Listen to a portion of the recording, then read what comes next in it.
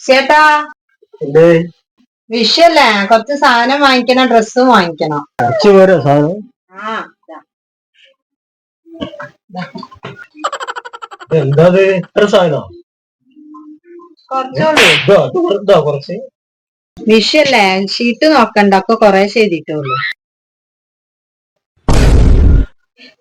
അച്ഛാ, ആ ലിസ്റ്റിൽ മട്ടനും കോഴി ഒന്നും എഴുതില്ല. അതെന്തായാലും മേടിക്കണേ. എനിക്ക് മട്ടനും കോഴി നിർബന്ധ.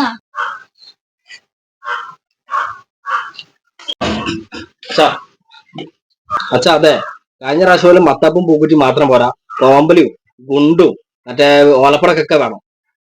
അത്യാവശ്യം നല്ല പൈസ ചെയ്യുന്ന സാധനം പിടിച്ചോളൂ, നല്ല പൊട്ടിക്കുന്ന പ്രാവശ്യം. ഓക്കെ, ഇപ്പൊ 2 ആഴ്ച പണിയില്ലാത്ത കാര്യം എനിക്ക് അറിഞ്ഞൂടെ?